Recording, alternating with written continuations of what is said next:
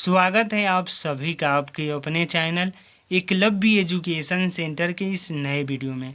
दोस्तों, आज की इस वीडियो में हम सिंपल इंटरेस्ट चैप्टर की शुरुआत करेंगे और यह बेहद ही महत्वपूर्ण चैप्टर है और लगभग सभी प्रतियोगी परीक्षाओं में इस चैप्टर से जुड़े तमाम प्रश्न पूछे जाते हैं। तो आइए इस चैप्टर से जुड़े पहला प्रश्न को हल करते हैं।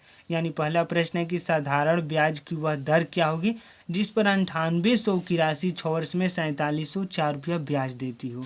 तो आइए इस प्रश्न को हल करते हैं। यानी पहला प्रश्न है और पहला प्रश्न कह रहा है कि साधारण ब्याज की वह दर क्या होगी। यानी हमें रेट नहीं मालूम है तो रेट बराबर लिख सकते हैं कि प्रश्नवाचक चिन्ह। इसके बाद कह रहा है कि जिस पर 9800 की राशि 6 वर्षों में 4704 रुपया ब्याज देती हो।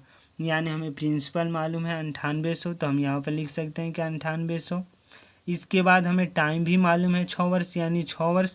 इसके बाद 6 वर्ष में 4704 रुपया ब्याज देती हो। इस तरीके से प्रश्न है तो हम कह सकते हैं कि सिंपल इंटरेस्ट बराबर में दिया है 4704 रुपया। यानी यह तो प्रश्न में दिए हुए डाटा को हम यहाँ पर लिख चुके हैं। यानी जितने भी तथ्य दिए गए हैं प्रश्न में हम उनको पूरी तरीकों से इस पर लिख चुके हैं। यानी साधारण ब्याज की वह दर क्या होगी तो रेट बराबर प्रश्न आर बराबर प्रश्नवाचक चिन्ह। इसके बाद 9800 की राशि, तो हम यहाँ पर प्रिंसिपल लिख चुके हैं 9800। इसके बाद कह रहा है कि 6 वर्ष में 4704 रुपया ब्याज देती हो। यानी टाइम है 6 वर्ष और सिंपल इंटरेस्ट है 4704। यानी पूरी तरीकों से तथ्य को लिख चुके हैं। अब आइए इस प्रश्न को हल करते हैं। यानी जैसा कि आप जानते हैं कि सिंपल इंटरेस्ट बराबर होता है PRT अपान में 100, यानी principal into rate into time अपान में 100। यहाँ तक तो अब आप समझ पा रहे हैं। यानी हमें दे दिया है 4704, यानी 4704 दिया है। इसके बाद हमें प्रिंसिपल मालूम है 9800, तो हम 9800 लिख दे रहे हैं। और रेट हमें नहीं मालूम है तो आर लिख सकते हैं। और टाइम हमें मालूम है 6 वर्ष, तो हम यहाँ पर 6 लिख देंगे। और इसके बाद हम बाटा में लिख देंगे 100, क्योंकि सूत्र में भी दिया है, यानी फॉर्मूले के अंतर्गत में दिया है 100 बाटा में 100। तो इस तरीक़े से लिख चुके हैं। अब आगे हल करेंगे। जैसे मान लीजिए अगर 4704 है और यह गुणा में हो जाएगा, यानी 4704 गुणे 100, और बाटा में कह सकते हैं कि 9800 और गुणा 6 और बराबर में हो जाएगा आर। यानी इस तरीक़ों से लिख सकते हैं। और जैसे ही इसको हल करेंगे तो हमें आर मिल जाएगा, यानी रेट मिल जाएगा। तो 2 जीरो से 2 जीरो कट गया। और जैसे ही अगर हम कटाते हैं तो हो जाएगा, यहाँ पर मान लीजिए अगर 6 से कटाते हैं तो 42 हो जाएगा। 6 7 का 42 होता है, यानी 7 मतलब 6 7 का 42। यहाँ पर बच गया 5 और यह हो गया 50। और जैसे ही 8 से गुणा कर देंगे तो 48 होता है। 48 हो गया तो फिर यहाँ पर 2 बच गया, यानी 24। और 4 6 का 24 होता है तो 784 हो गया। यानी डायरेक्ट हम 6 से कटा चुके हैं। और लिख सकते हैं यहाँ आर बराबर हम ऐसे भी लिख सकते हैं कि 784 और बाटा में हो जाएगा 98। यहाँ तक तो आप समझ पा रहे हैं। यानी 784 बाटा में 98 और 784। अगर यहाँ पर 90 होता तो निश्चित तौर पर 8 में, जैसे 90 में 8 से गुणा कर देंगे तो 72 हो जाता है, यानी 720। और 8 में 8 से गुणा कर देंगे तो 64, यानी 784 निश्चित तौर पर 98 से पूरी तरीक़ों से कट जाएगा, यानी डिविजिबल है।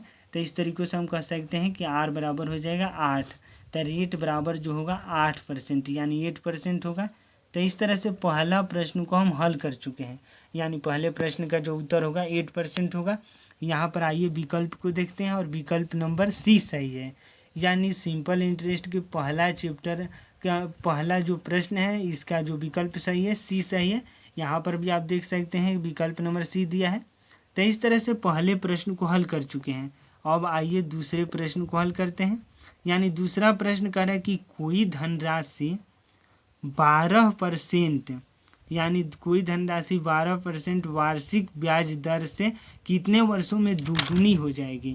यानी कोई धनराशि रेट दिया है 12%, यानी 12% की ब्याज दर से कितने वर्षों में दोगुनी हो जाएगी। और बेहद ही महत्वपूर्ण प्रश्न है। अगर आप इस प्रश्न को नहीं समझ पाएंगे अच्छे तरीक़ों से तो निश्चित तौर पर आप इस प्रश्न को नहीं हल कर सकते हैं। तो आइए इस प्रश्न को हल करते हैं।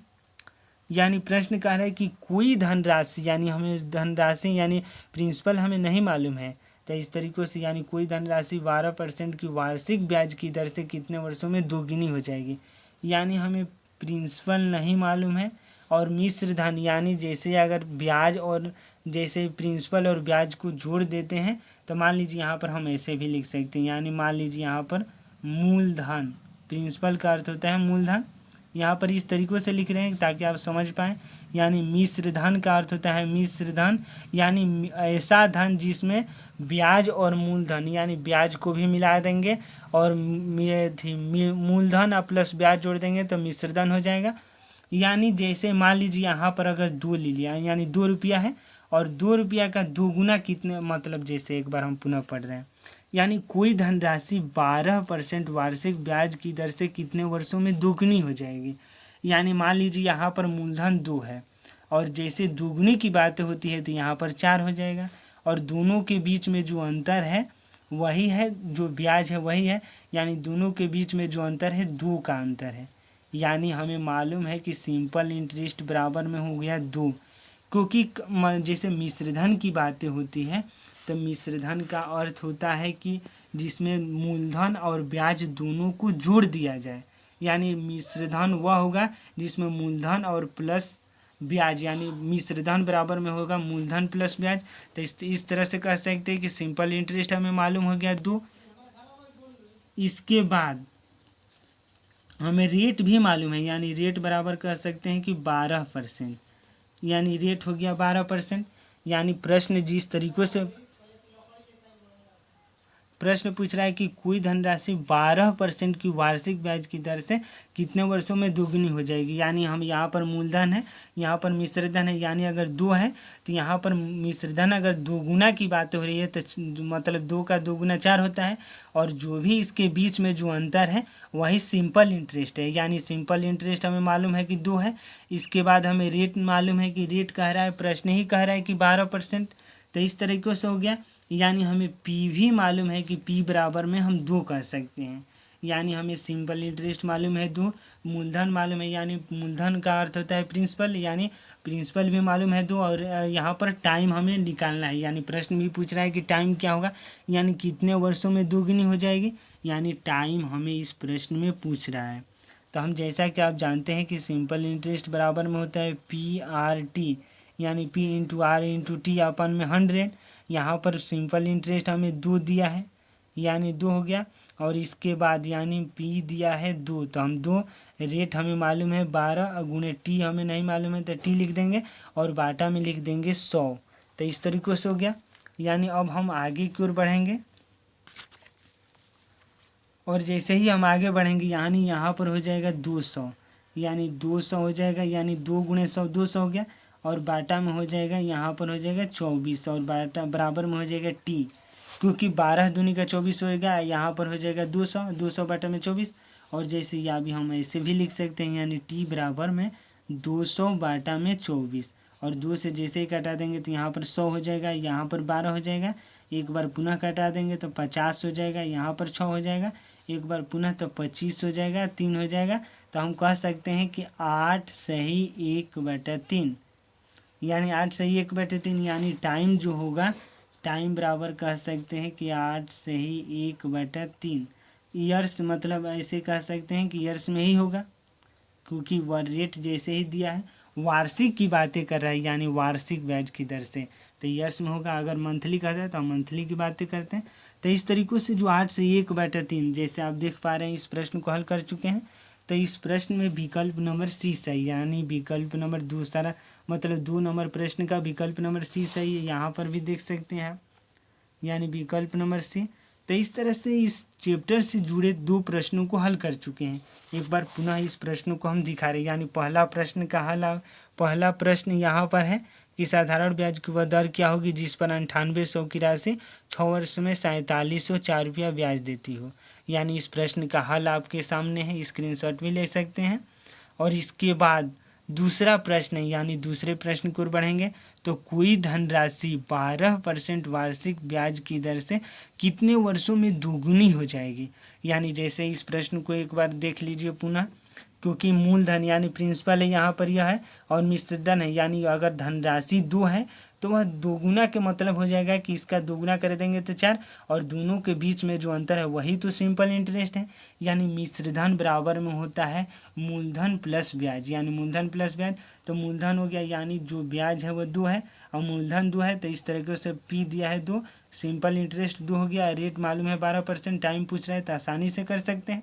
तो इस तरह से हम 2 प्रश्नों को हल कर चुके हैं और पुनः आगे की ओर बढ़ेंगे और प्रश्न नंबर 3 को हल करने का प्रयास करेंगे।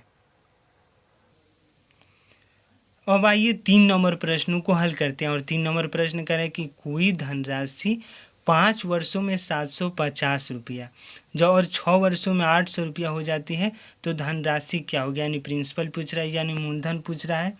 तो यह बेहद ही आसान प्रश्न है, यानी 5 वर्षों में, यह 5 वर्षों में हम ऐसे लिख रहे हैं, यानी 5 वर्षों में यह हो रहा है 750 रुपया, यानी 5 वर्षों में 750 रुपया, जबकि 6 वर्षों में यह हो रहा है 800, यानी 800 रुपया।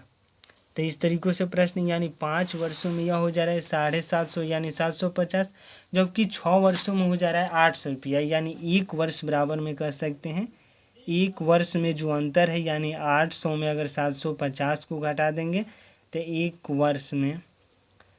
वर्ष में जो ब्याज है 50 रुपया है।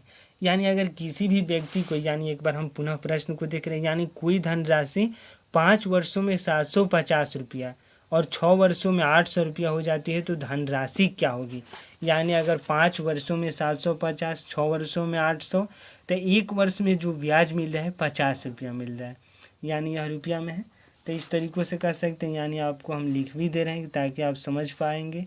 तो यानी 1 वर्ष में जो ब्याज मिल रहा है 50 रुपया, तो 5 वर्षों में जो ब्याज मिला, यानी 5 वर्ष में मिला ब्याज, तो हम कह सकते हैं कि 5 वर्ष का ब्याज तो हो जाएगा 5 गुणे 50, और 5 गुणे 50 करेंगे तो निश्चित तौर पर हो जाएगा 250 रुपया। तो यहाँ से हम मूलधन को निकाल सकते हैं, यानी प्रिंसिपल बराबर में हो जाएगा, 750 में से अगर 250 को घटा देते हैं तो निश्चित तौर पर 500 हो जाएगा, क्योंकि अगर मूलधन टोटल यानी कुल मिलाकर 5 वर्षों में 750 रुपया मिल रहा है, जबकि 5 वर्षों में ब्याज है 250 रुपया, तो मूलधन निश्चित तौर पर 500 रुपया होगा। तो इस तरह से इस प्रश्न को हल कर चुके हैं, यानी मूलधन ही पूछ रहे हैं और 800 के हिसाब से करेंगे तभी हो जाएगा, यानी 6 वर्ष में, यानी जैसे मान लीजिए यहाँ पर हम कह रहे हैं, एक बार हम कर दे रहे हैं ताकि आपको दिक्कत ना हो। यानी 6 वर्ष का अगर हम ब्याज की बातें करते हैं तो 6 वर्ष का ब्याज हो जाएगा 6 गुणे 50, और 6 गुणे 50 का मतलब होता है 300 रुपया, और 300, और जैसे ही हम मूलधन की बातें करते हैं, अगर पी की बातें करते हैं, अगर 800 में से 300 को घटा देंगे, यानी टोटल जो 6 वर्षों में पैसा मिला 800 मिला है, और 300 को घटा देंगे तो निश्चित तौर पर 500 हो जाएगा। तो इस तरह भी कह सकते हैं, यानी 3 नंबर प्रश्न का विकल्प नंबर ए में दिया है 500, यानी विकल्प नंबर ए सही है। यहाँ भी आप देख सकते हैं विकल्प नंबर ए। तो इस तरह से हम 3 नंबर प्रश्न को हल कर चुके हैं। पुनः हम आगे की ओर बढ़ेंगे और अगला प्रश्न होगा हमारा 4 नंबर। तो आइए इस 4 नंबर प्रश्न को भी हल करते हैं। तो आइए इस 4 नंबर प्रश्न को हल करते हैं और बेहद ही यह महत्वपूर्ण प्रश्न है।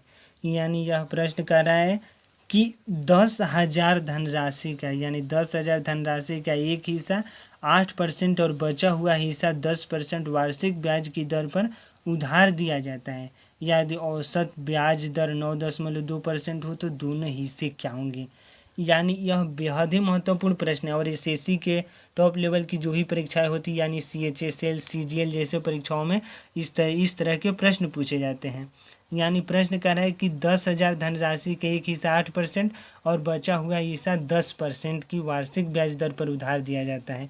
यानी हम एलिगेशन मेथड का प्रयोग कर सकते हैं। यानी एलिगेशन मेथड कहता है कि हम मान लीजिए पहला राशि जो दिया है 8%, यानी पहले दिया है 8% की, मतलब 10,000 धनराशि के एक हिस्सा 8% और बचा हुआ हिस्सा 10% पर, यानी यहाँ पर हम लिख सकते हैं 8 और यहाँ पर लिख सकते हैं 10, जबकि दोनों का, यानी दोनों को मिला करके यानी उधार दिया जाता है। यदि औसत ब्याज दर 9.2% हो तो, यानी दोनों को अगर मिला देते हैं, यानी मान लीजिए 8% एक दिया है एक बार में और अगले बार में जो भी बचा हुआ धनराशि है वह 10% की वार्षिक ब्याज की दर से दिया है किसी व्यक्ति को अगर, तो निश्चित तौर पर हम कह सकते हैं जब एलिगेशन मेथड लगाएंगे तो निश्चित तौर पर जो औसत ब्याज दर है वह है 9.2% और एलिगेशन मेथड ऐसे लगता है यानी हम आसानी से इस प्रश्न को हल कर सकते हैं।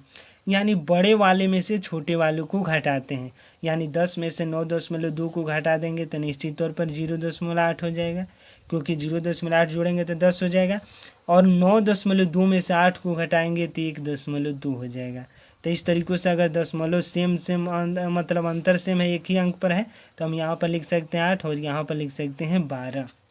यहाँ तक तो आप समझ पा रहे हैं। यहाँ पर दशमलव की जो भूमिका है वो ख़त्म हो चुकी है। यानी एक बार हम पुनः पढ़ रहे हैं, क्योंकि यह बेहद ही महत्वपूर्ण प्रश्न है और यह प्रश्न टॉप लेवल की परीक्षाओं में पूछे जाते हैं। जैसे प्रश्न कह रहा है कि 10,000 धनराशि का एक हिस्सा 8% और बचा हुआ हिस्सा 10% की वार्षिक ब्याज दर पर उधार दिया जाता है। यानी एलिगेशन मेथड के माध्यम से आसानी से कर सकते हैं।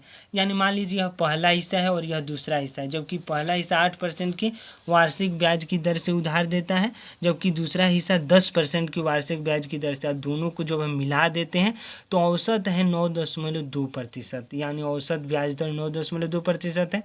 एलिगेशन का मेथड कहता है कि इस बड़े वाले में से छोटे वाले को घटा देते हैं, यानी 10 में से 9.2 को घटा देते हैं तो 0.8 हो जाएगा, और 9.2 से 8 में 9.2 में से 8 को घटाएंगे तो निश्चित तौर पर 1.2 होगा। और जैसे ही अगर दशमलव दोनों में बराबर मतलब अंकों का जो दशमलव सेम मतलब एक अंक के बाद लगा है तो निश्चित तौर पर दशमलव की भूमिका खत्म हो जाती है। तो इस तरह से कह सकते हैं कि 8 और 12 और दोनों को जोड़ेंगे तो निश्चित तौर पर 20 हो जाएगा।